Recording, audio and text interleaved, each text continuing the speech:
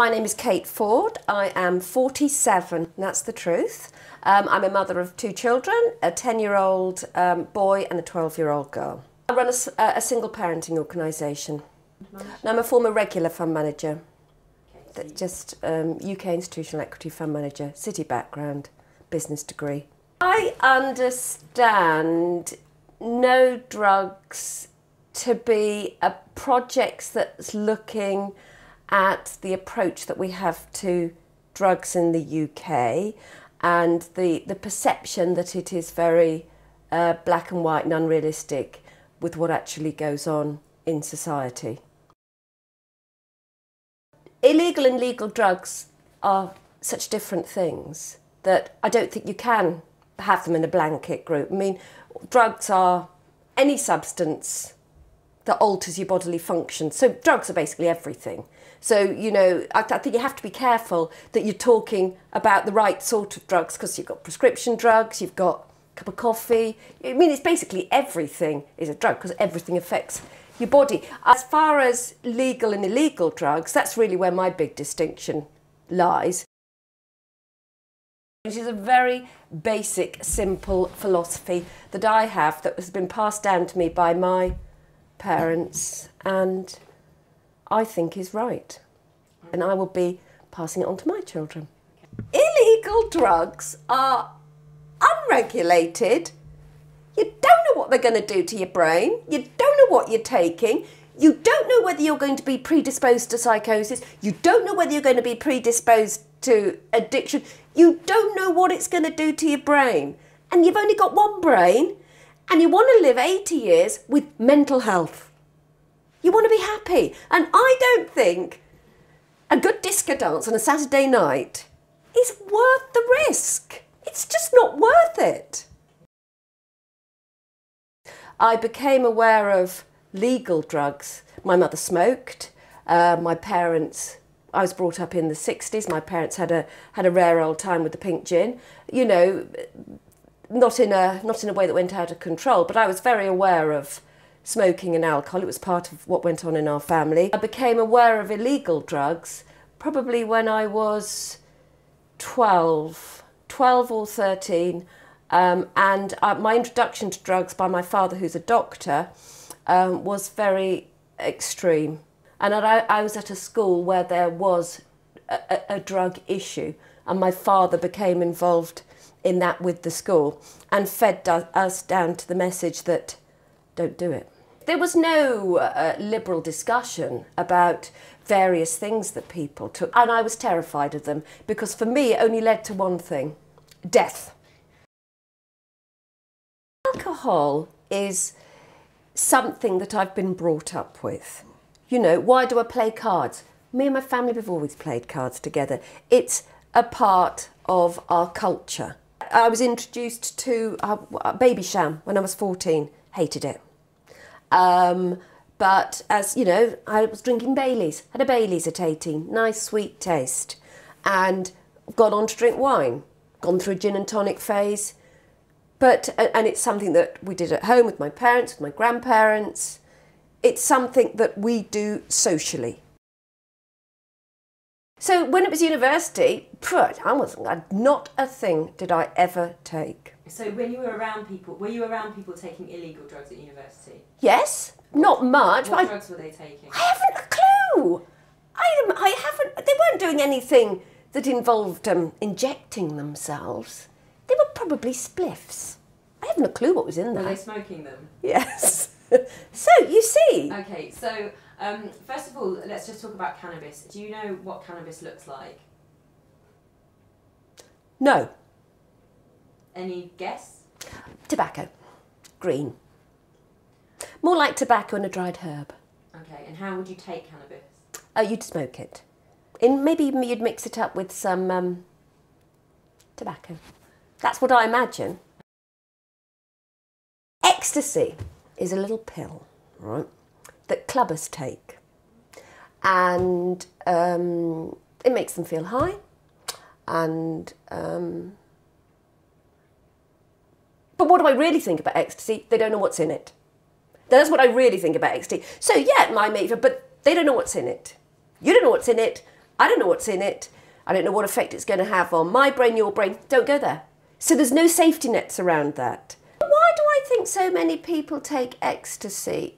Oh God, I don't know why. I don't know why people drink a litre of vodka before they go out. I don't know why. I think there's something rather sad, actually. I mean, the reason you take these drugs is to get a bit of pleasure.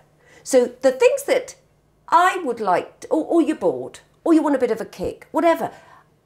I know this is where I do sound like an old lady. I can't believe you're not going to have more fun having a laugh, or dancing, or singing. Why you would think that a little pill, I think it's a bit sad, actually. I honestly think it's a bit sad that so many people do think they're going to have a better Saturday night if they put something into their body. They don't know whether they're going to be drinking 10 litres of water, and they don't know whether they're going to be the one in a million that ends up dead. They don't know that.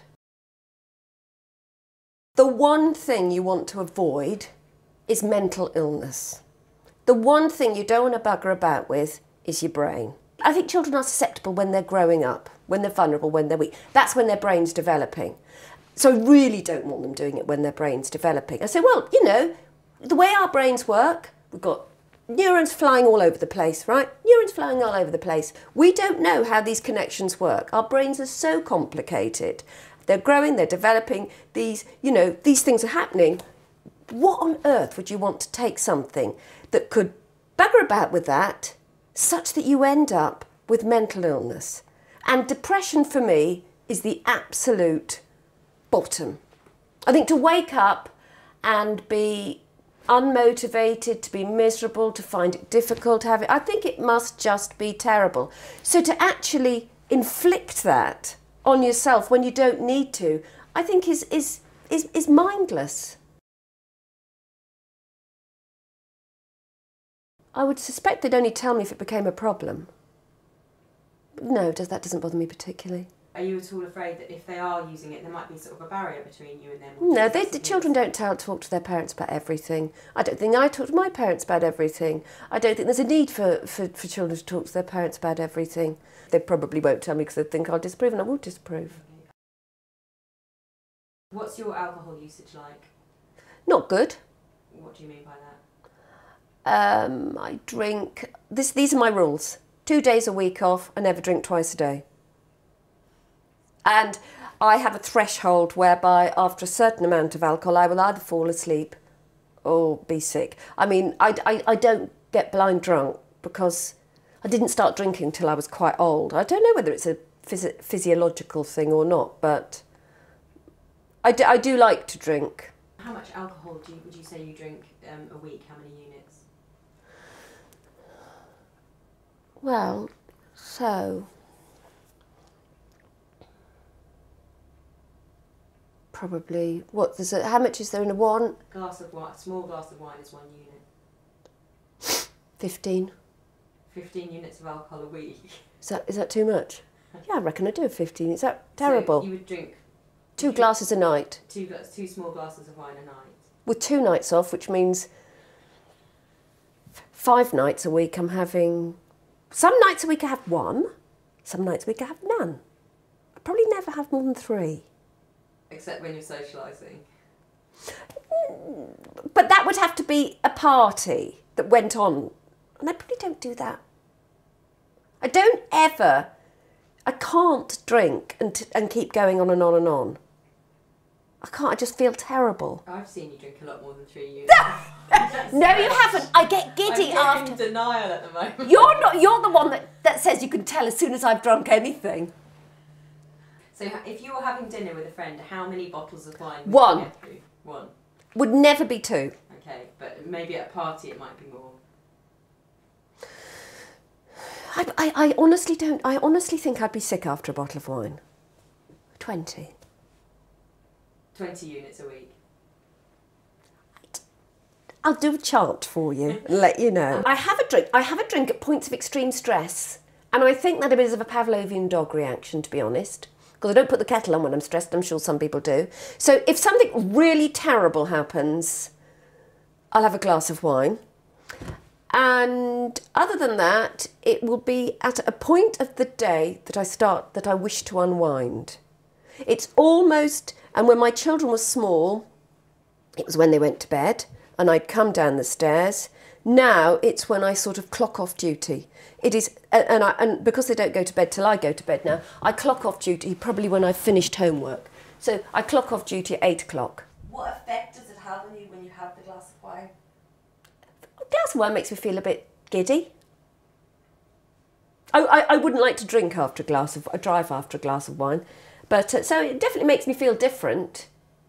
But then on my 2 days a week, which I do have to make myself do, I make a cup of tea at that point, and I enjoy my cup of tea as well. So I think there is an awful lot of habit involved in my wine. I don't smoke. I haven't smoked for a year or so. I've seen you smoke in the last year. Every now and again, I get weak and I have one. Okay, that is. I don't smoke. I don't think alcohol damages my body in the same way as smoking does. Why not? Well, I just don't. You see, you can't compare drugs in that way because you're not using a control test that has any meaning. More people die of alcohol than many, many, many other things. Probably the biggest killer of anything second to road traffic. I don't know. So you don't think you can compare how harmful one substance is with how No. harmful another one is? No, I honestly don't. That's why you know, if people say, oh, more people die, 55 billion times more people die from alcohol than XTX every year, I think they are meaningless statistics to compare with each other. One is a legal regulated substance. I know what I'm putting into my body. I've made an informed decision and I know what the effect's going to be. Ecstasy, I do not know, it is illegal. I do not know whether I am putting a tab of Dettol in my body. That is the big difference between legal and illegal drugs. You know, the amount that I drink and my parents drink is not damaging to my health. Potentially one ecstasy pill is. So it's sort of comparing apples and pears. So if you took ecstasy as a youth and you managed to dodge the bullet, I would imagine that you wake up when you're a parent, feel pretty lucky. And I wouldn't think you'd want your children to be doing it. That's too hypothetical to even consider. That is too hypothetical an issue to consider. So it went through all the FDA tests. It went through all FDA approval tests to prove that 20 years hence, XT drug user. It went through the same rigorous process that things that have to be legally approved go through. Well, it would never happen anyway. If it did? If it did, and it was proven that ecstasy was, yeah, I mean, that's a completely different thing, isn't it?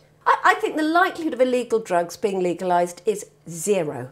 Absolutely zero. I think there are a million better things to do. I think there's a million better ways of getting to the problem of why people feel they need to use substances to make themselves feel happier. I would spend the billions of pounds on that, on making esteem a bigger thing, of getting teaching right, of getting children more grounded. I really think there are billions and billions of better things to focus energy on than legalising something else that produces a chemical high that is equivalent to a biological high that you can, to enhance quality of life. I think it's crap.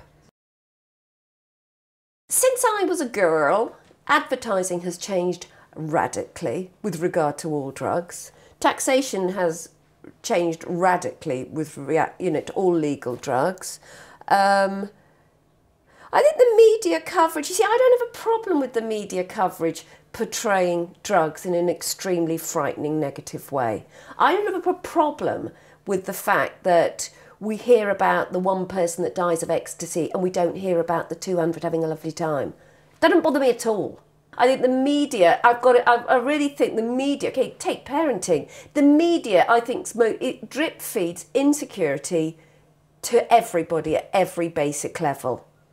And, You know, it's sensational. So say Madeleine McCann. Yeah. The chance of your child being abducted, Zippo. Read the media, everybody's feared about it. You cannot get away from the fact that you do not know what is in an ecstasy tablet. You can't get away from that fact. So that's the beginning, middle and end. The government's role should be, I think, to go to the root causes.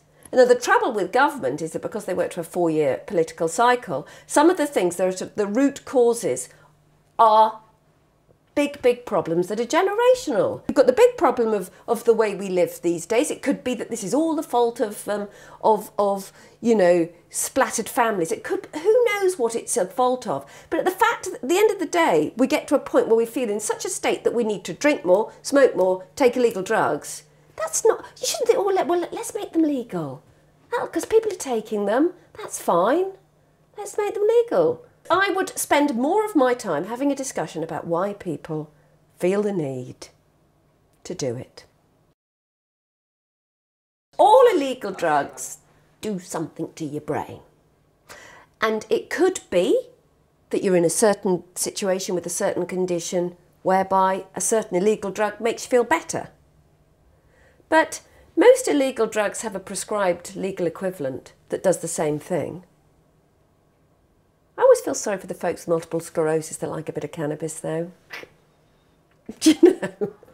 I do, but you know, but you see, the whole point about law and opinions is it's a normal curve. You've got to get most people in it. So although I feel sorry for the few folk, I can't have policy determined by the exception.